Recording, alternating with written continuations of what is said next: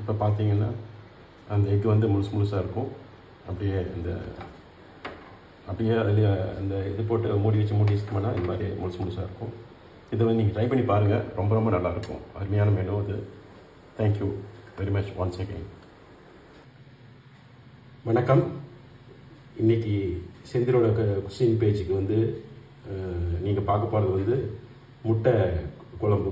4 முட்டையை வந்து நம்ம அப்படியே போட்டு ராவாக போட்டு குழம்பு செய்ய போகிறோம். அதுக்கு வந்து முதல் மசாலா அரைக்க போகிறோம்.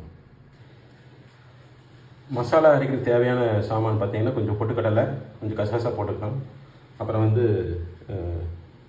வெள்ளை பூண்டு, இஞ்சி, பட்டை, கிராம்பு, கொஞ்சம் பெப்பர், பிளாக் பெப்பர், தேங்காய், ஆனியன், இந்த டொமேட்டோ, இதெல்லாம் வந்து எல்லாம் ஒன்றா சேர்ந்து மைய அரைக்க போகிறோம். மைய அரைச்சிட்டு அதுக்கப்புறம் வந்து அதை வந்து இதில் போட்டு தாளிச்சிட்டு நம்ம வந்து கடைசியில் வந்து அதை எக்க போட்டு நம்ம குழம்பு செய்ய போகிறோம்.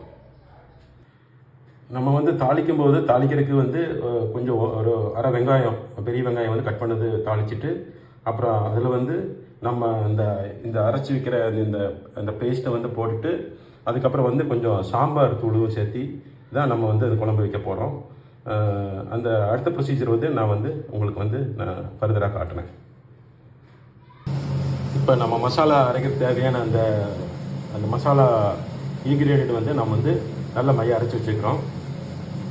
அடுத்தது வந்து நம்ம தாளிக்கிற ஸ்டெப்ஸுக்கு வந்து நான் உங்களை வந்து இன்ட்ரடியூஸ் பண்ணி வைக்கிறேன். எப்படி தாளிச்சுட்டு எப்படி முட்டையை நம்ம போடுறோங்கிறது வந்து நான் சொல்கிறேன். ஒரு கடாயில் வந்து ஒரு 2 டேபிள் ஸ்பூன் கோகனட் ஆயில் நம்ம விட்டு இப்போ நம்ம தாளிக்க போகிறோம். இப்போ தாளிக்கிறதுக்கு தேவையான வெறும் வெங்காயம் வைக்கிற பார்த்து நம்ம தாளிக்க போகிறோம். கடுகு இதெல்லாம் போட போகிறதில்ல.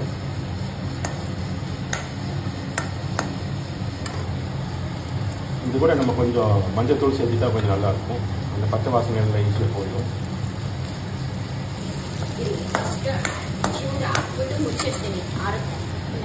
இப்போ நம்ம வந்து அந்த அரைச்சி வச்சுக்கிற மசாலா போட்டு நல்லா கலக்கி விட்டு அதை நல்லா வேக வைக்க போகிறோம். அந்த பச்சை வாசனை போகிற வரைக்கும், ஏன்னா எல்லாம் பச்சையாக போடுறதுனால பச்சை வாசனை போகிற வரைக்கும் வேக வைக்க போகிறோம்.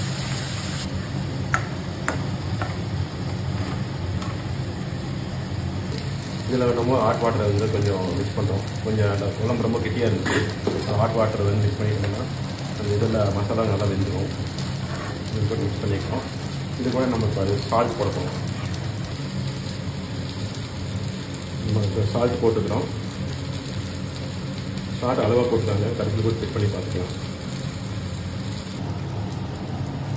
இப்போ இது கூட நம்ம வந்து எக்கை வந்து அப்படியே இந்த ரா எக்கை வந்து உடச்சி சேர்த்து போடுறோம். சேர்த்துட்டு இப்போ 4 எக்கு சொன்னல, ஒரு எக்கு மாத்திரம் நம்ம நல்லா மிக்ஸ் பண்ணி விட்டுருவோம். மிக்ஸ் பண்ணி விட்டு அப்புறம் மிச்சம் 4 எக்கு வந்து அப்படியே உடச்சி அதை கலக்காமல் அப்படியே முழுசாக இருக்கிற மாதிரி நாங்கள் ஊற்றி இது பண்ணி விட்டுருவோம். அதுக்கப்புறம் ஃபைனலாக வந்து நம்ம கொரியாண்டர் லீவ்ஸ் போட்டு கார்னிஷ் பண்ணிடுவோம். இன்றைக்கி வந்து கொரியாண்டர் லீவ்ஸ் வந்து நான் வந்துட்டு வச்சுக்கல. எக்கு அப்படியே உடச்சி ஊற்றிட்டு நம்ம அதை கலக்க போகிறதில்ல, இது அப்படியே விட்டுருவோம். அதே மாதிரி மற்ற எக்கையும் வந்து உடச்சி அப்படியே ஊற்றி விட்டுருவோம், கலக்க மாட்டோம்.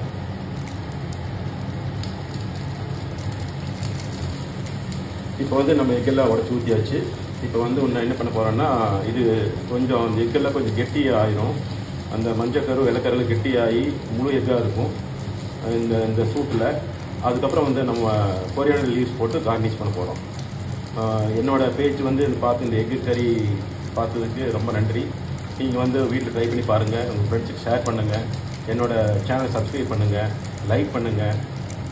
Thank you very much. Have a nice cooking life.